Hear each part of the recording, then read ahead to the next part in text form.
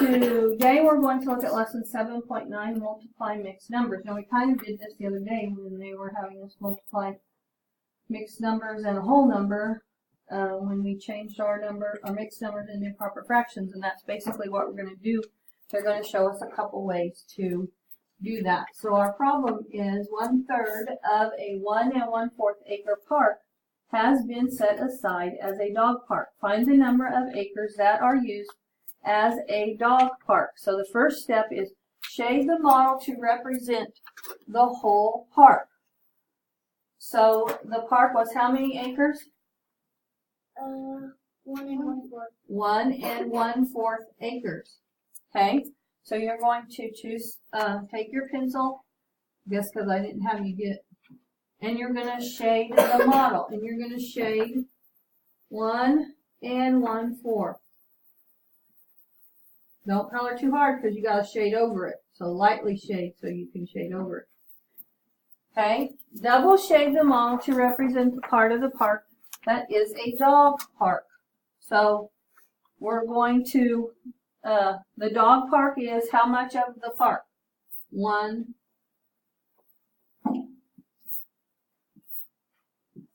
of the park, right? Draw horizontal lines across each rectangle. So we're going to divide each of these into our thirds.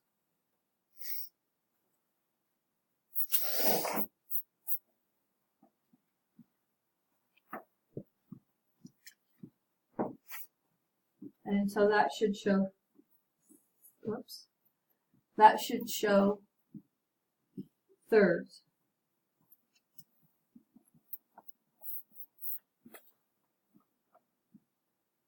How many parts does each rectangle show? How many parts are in each of these? 9. 3 by 4. 12. 12.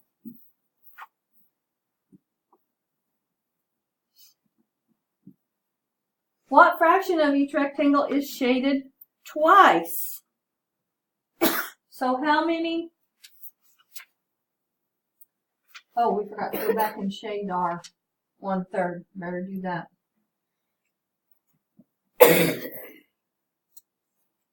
So now we're going to shade 1/3 of it. You guys can circle it or something. Okay. So of this rectangle here of 12 pieces, how many are shaded twice? 5. Right, of this rectangle. 4 of 12. Okay. And of this one, how many are shaded? 1/3. No. 1 of 1 of 12. Oh, yes. Because it's divided into 12. What fraction represents all the parts which are shaded twice? So our 4/12, 4/12 plus 1/12, which is 5/12. So 5/12 acre has been set aside for the dog park. At the bottom of the page under another way, it says, rename the mixed number as a fraction. Step 1. Write the mixed number as a fraction greater than 1. We did this the other day.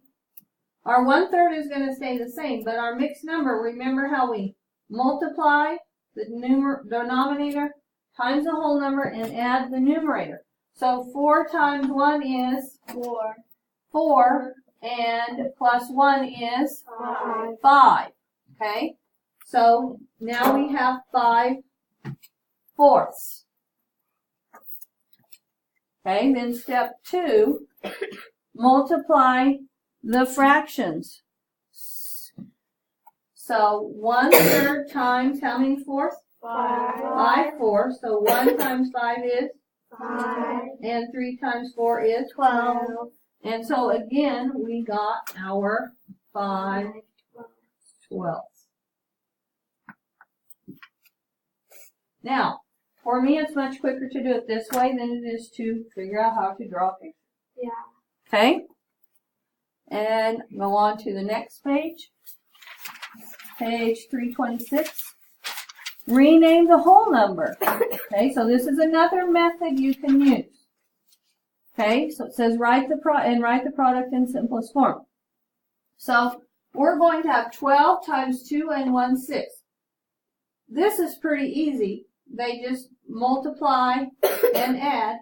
And so when we peek under there, we should get 6 times 2 is 12 plus 1 is 13. This one, however, is what are we going to have on top? 12. May have any questions on that? 12 ones is 12, right? So now, well, how did we get to 156/6? You multiplied 12 times 13. Not times 13. Oh, we probably did. Sorry, I was thinking about a whole different thing. 12 times 13. 2 times 3 is 6. Regroup a 1. 3 times 1 is 3. Plus 1 is 4. We have a 0, a 2, and a 1. And we get 6. You put the 1. I put the 1 where? You put the 1 above. It's only supposed to 2 times 3 is 6. 16. Oh dear. We better go back. Okay. So we're working to get, I shouldn't go so fast. 12 times 13, right? 2 times 3 is 6.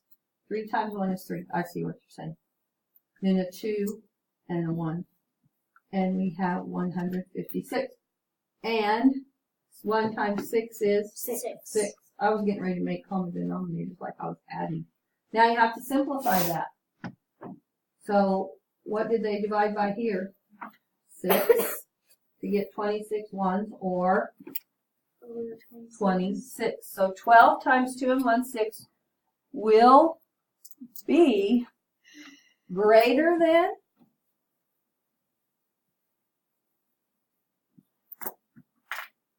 12. Okay, we did this. We wrote the whole number as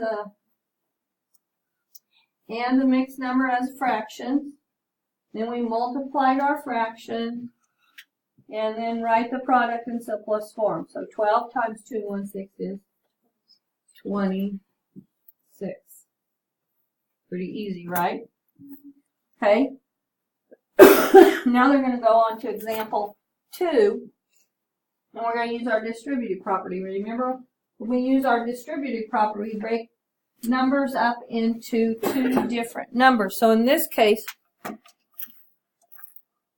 what are they breaking apart? Our parts are 16 times 4 and 1/8. Are they breaking the 16 apart? No, it's right here.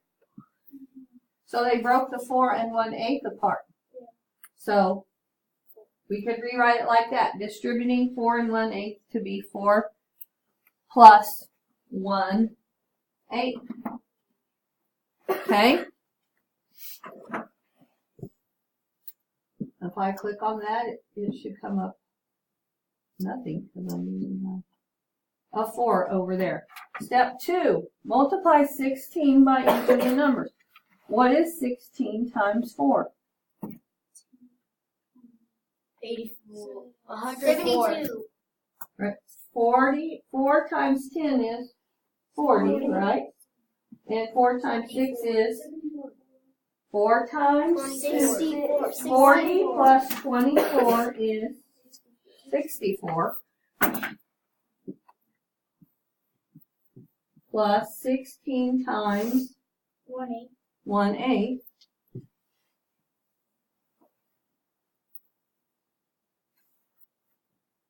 Which gets us what? 16/8 or 2. So then we have 64 plus 2. Step 3, add.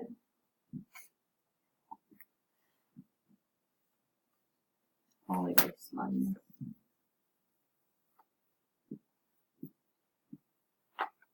Okay. And so 16 times 4 and 1/8 is 66. Okay. Now we're going to look down at the bottom.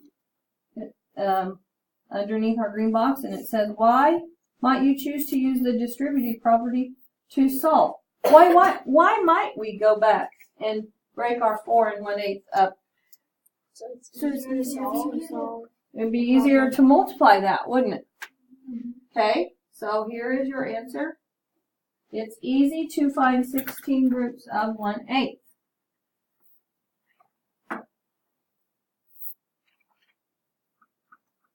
Okay, it's easier to find 16 groups.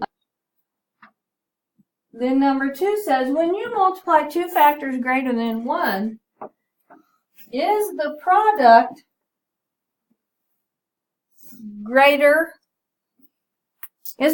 less than, between, or greater than the two factors? Two factors greater than 1. So essentially we would be multiplying two mixed numbers. 2 1/3 times 4 times 2. It doesn't even have to be. What do we know? Two factors greater than 1. Is our product going to be less than, between, or greater than the two factors? It's going to be greater than those two factors. Greater than the two factors. The product equals the greater factor times a number greater than 1, which produces a number greater than both factors. Okay, this is a Sharon show on page 327. This is problem 1 of the Sharon show. So in this, it says find the product, write the product in simplest form. What did they do first? What did they do with 1 2/3 to get it over here? Made it into a proper fraction, or fraction greater than 1. Remember, when we do that, we take 3, our denominator, times our whole number, which would be 3 plus 2.